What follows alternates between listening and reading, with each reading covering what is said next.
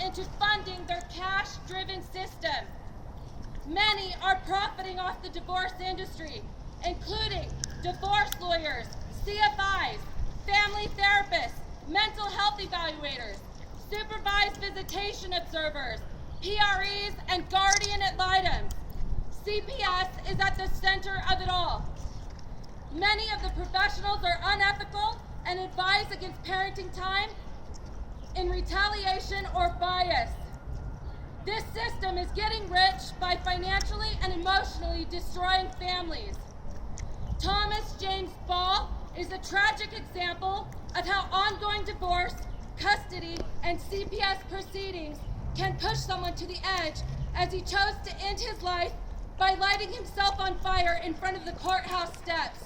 New Hampshire, 2011. In 2004, the child support program cost the federal and states $5.3 billion. The family court receives funds for every dollar they collect. The federal government pays 26.7% of Colorado's program costs, and this is creating a situation for profit. This is a conflict of interest. It is racketeering, the same way CPS is profiting our children, and we are here to say enough. There is no incentive to keep families together or to mediate divorce. They are using our kids for cash. The Colorado courts are punishing parents unable to pay up to 60% of their income by stripping them of their professional licenses, driver's license, and invoking jail time, causing further financial instability for children caught in the middle of a custody dispute. Could you afford to give 60% of your income? What if you lost your job and the court refused to adjust the support payment? The Colorado courts are keeping children from their parents over a ransom they call child support. Maybe you think this doesn't affect you or doesn't apply, but it could. This could happen to anyone you know. It could happen to someone close to you. It could happen to a future grandchild if we don't stop this now. I would ask you all to consider the words of Pastor Martin Niemöller. First, they came for the socialists, and I did not speak out because I wasn't a socialist. Then they came for the trade unionists, and I did not speak out because I wasn't a trade unionist. Then they came for the Jews, and I did not speak out because I wasn't a Jew. Then they came for me, and there was no one left to speak out for me. This could happen to you. Greed of the industry has caused parents to live in poverty. I know mothers and fathers who have lost their homes and jobs because of custody proceedings that often last until a child ages out of the system. Some parents use custody proceedings to punish the other spouse, and there are those who make false allegations. Sadly, when this occurs, the children lose. As a result, cases where real abuse get ignored and blamed on the contested custody by CPS workers, and the investigation is shut down. False reporting has resulted in CPS seizing children with no evidence, leaving deep emotional scars. There is no consequence for false reporters. Many who make false reports to CPS often call in anonymously. Sometimes that can have such a devastating impact for consequences for a child, should also carry a hefty jail sentence for those found to lie. No one should be able to make an anonymous call to CPS regarding child abuse and neglect. If a child is being abused, step up to the plate and give your name. For those unwilling to do so, you must consider the ulterior motive. False reporting must be made a crime. This will weed out all the high percentage of cases where no abuse occurs, and law enforcement may actually be effective in protecting the children that are being abused. Family court encourages parental alienation by pitting parent against parent, just like CPS did to Lakewood police officers David and Tiffany O'Shell, which tragically ended in a murder-suicide because their attorneys tried to get each parent to blame the other for child abuse. CPS snatched up their baby, placed her in foster care, and it was eventually discovered that the baby suffered degenerative bone disease. By then, it was too late. The parents were dead, and the baby died soon thereafter from medical neglect from CPS while in their care. Child abuse and dependency and neglect are crimes and need to be tried in criminal court. Courts keep parents and children separate for many years as part of the child support enforcement. Once a parent gets behind on child support because the court refuses to adjust payments for job loss or job change, it's nearly impossible to get caught back up. After years of separation and psychological abuse to the parent and child, if the parent is lucky enough to get caught up on arrears, the court then orders reintegration therapy.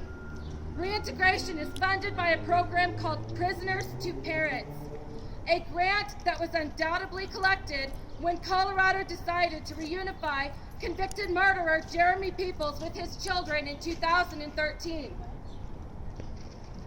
In the absence of crime, children benefit from both parents. Child support should be needs-based and on a parent's ability to pay rather than lifestyle-based. Currently, custody disputes are set up to award one parent and punish the other.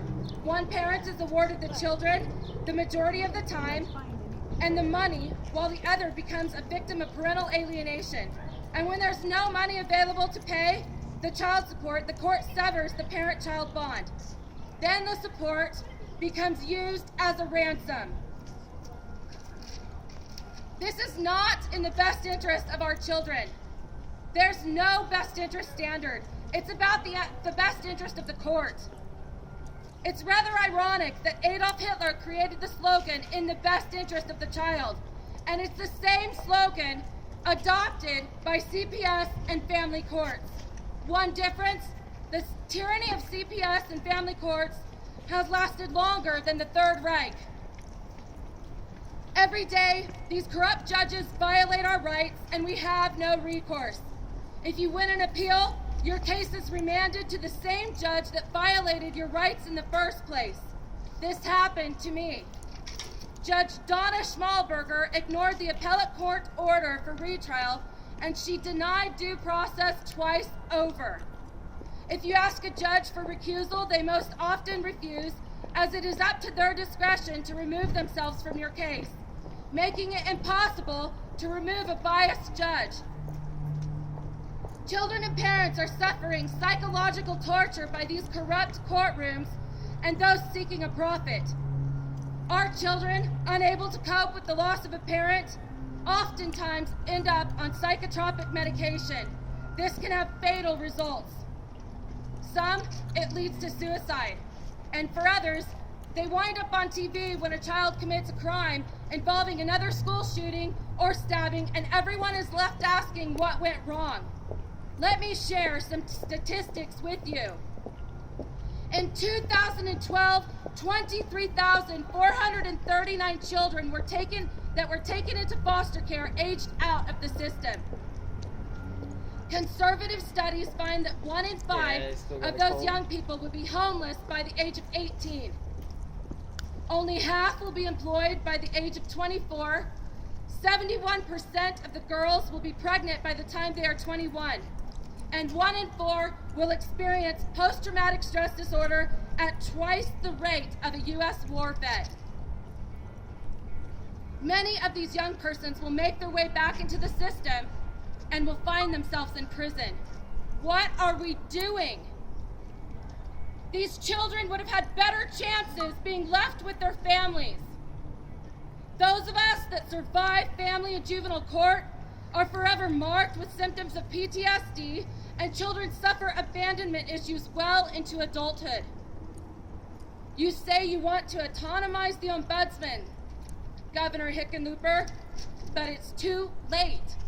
CPS cannot be fixed. There's no one making sure that the Children's Code is being enforced. Under the Children's Code, you're entitled to a citizen's review. CPS is internally shutting these down, and the Ombudsman isn't ensuring that grievance procedures are being met by CPS. The entire organization is being ran like the mafia.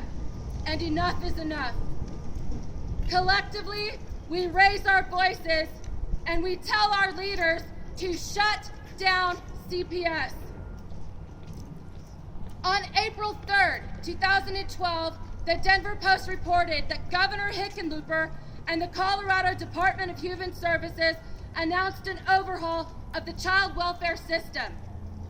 We have something we'd like you to consider. Number 1, shut down CPS. Number 2, reinstate Colorado grand juries. Number 3, mandatory jury trials when a parent faces the termination of their parental rights, with a reversal for every termination involving a child under 18 to be remanded to a jury trial. Number 4, we want an immediate cease and desist of the courts that are severing the parent and child bond over child support. Number 5, 50-50 parenting time when there is no abuse. Number 6, all child abuse cases of neglect need to be tried in criminal court, where they get a jury. And number 7, cap all divorce lawyers at $5,000. We are organizing massive federal lawsuits across the country under RICO for racketeering our children. The children and families of Colorado need to be protected from an industry of greed that meets its supply from our nation's children. We will not allow our government to traffic our children any longer.